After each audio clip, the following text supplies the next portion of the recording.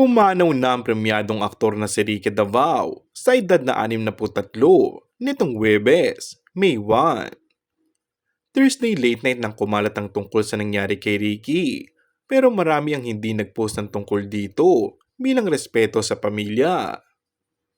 Pero hindi pa man kinukumpirma ng pamilya ni Ricky ang kanyang pagkawala, ay may ibang nakipag-unahan na at pinost ang tungkol doon. Ilang malalapit naman kay Ricky ang nagdadalamhati sa kanyang pagpanaw. Magkakaroon naman ng Anything Goes show naman ng special tribute para kay Ricky. Muling nagluluksa ang Philippine Entertainment dahil sa pagpanaw ng premyadong aktor. Isa ang aktor na si Coco Martin na nagpahayag ng pakikiramay. Naging magkaibigan kami, kaya kahapon nung malaman namin, nagulat talaga kami. Sobra kami nagpapasalamat sa kanya sa inambag niya sa industriya natin.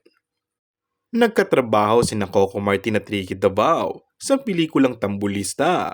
Kasama rin sa pelikula ang aktres na si Jeneline Mercado at ang model actress na si Nadine Lustre.